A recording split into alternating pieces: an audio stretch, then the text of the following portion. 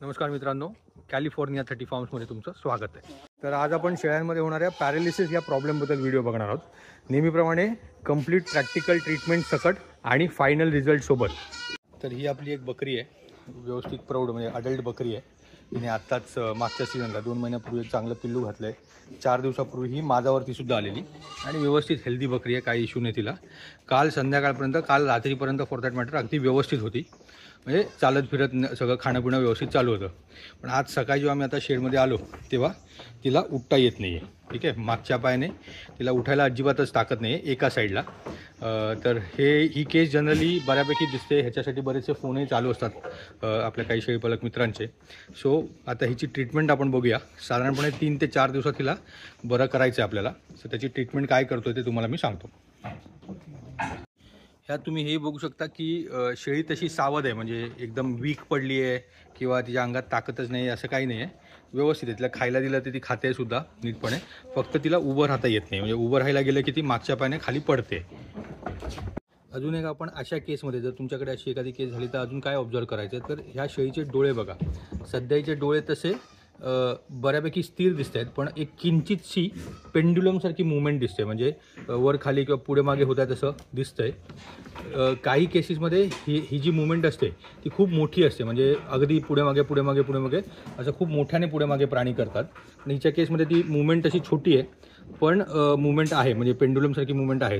तिला हाताला धरून उभं केलं की ती उभं राहते सुद्धा थोडंफार प्रमाणात, पण तिला जर आपण चालवायला गेलो की तिला म्हटलं थोडंसं हल, तर ती हलायला बघणार नाही आणि तिची मूवमेंट कम्प्लिटली ब्लॉक झाली। तुम्ही हे बघू शकता।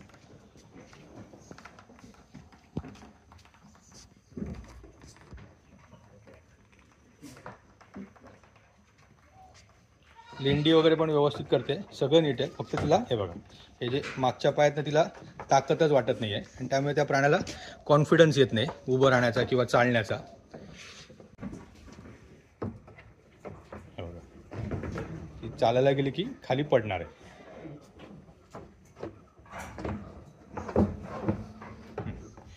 सो आपण आता हिच्या ट्रीटमेंटचं जे काही सगळे डिटेल्स आहेत ते समजून घेऊया।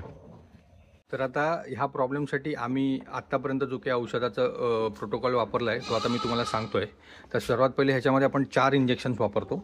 एक म्हणजे हे आहे, ज्याला मेगापेन म्हणतात किंवा ॲम्पॉक्सिन नावाने पण सुद्धा हे इंजेक्शन मिळतं। ॲम्पिसिलिनचं इंजेक्शन आहे, 1 ग्रामचं इंजेक्शन आपण याला वापरतो। त्याच्यानंतर आहे बेलामाईल सगळ्यांना माहिती आहे, बी कॉम्प्लेक्सचं इंजेक्शन आहे। एक कॅल्डी 12 म्हणून आपण एक कॅल्शियमचं इंजेक्शन आहे ते वापरतो आणि त्याच्याबरोबर न्यूरोकाइंड हे इंजेक्शन बऱ्यापैकी शेळीपालकांना माहिती आहे। तर हे 4 इंजेक्शन्स आपण वापरतो आणि त्याच्याबरोबर आपण हे टॅबलेट्स वापरतो हेट्राझान नावाच्या ज्या टॅबलेट्स येतात, ह्युमनच्याच टॅबलेट्स आहेत।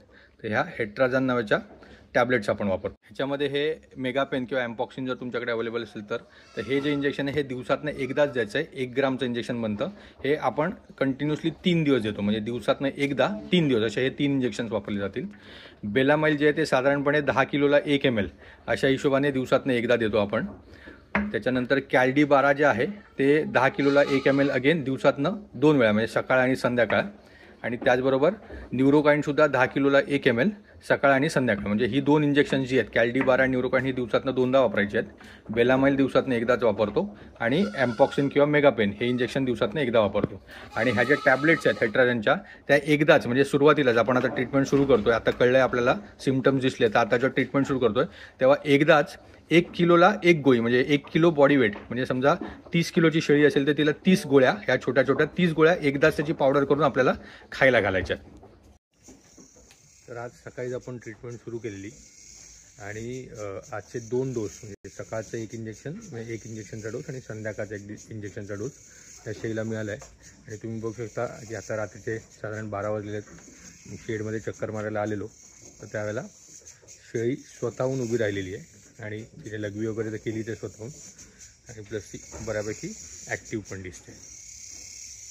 पण अजून आपण औषध थांबवणार नाही आहोत, तिचं प्रॉपर 3 दिवसाचा डोस आपण कंप्लीट करणार आणि मग आपण बघूया।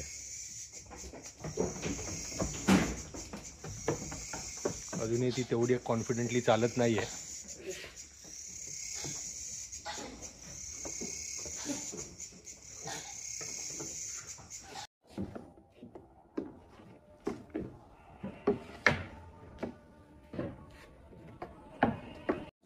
तर ट्रीटमेंट सुरू केल्यापासूनचा आजचा दुसरा दिवस आहे. तुम्ही आता बघितलं शई स्वतःहून उभी राहते. आतापर्यंत तिचे 3 डोस पूर्ण झालेले आहेत. अजून 3 डोस बाकी आहेत. आता आज संध्याकाळचा डोस आता आपण देऊ तिला आणि मग उद्याचे 2 डोस असे करून तिचे 3 दिवसाचा कोर्स आपण कंप्लीट करणार. त्याच्यानंतर आपण मेनली तिला थेरप्युटिक म्हणजे इंजेक्शन्स बंद करून न्यूरोकाइंडचं टॉनिक सुरू करणार आणि ॲट द सेम टाईम कॅल्शियमचं सुद्धा आपण तिला टॉनिक सुरू करणार. आणि एक साधारण आठवड्याभरात ती एकदम पूर्ववत म्हणजे एकदम नॉर्मल जशी आधी होती धावत खेळत तशी होऊन जाईल.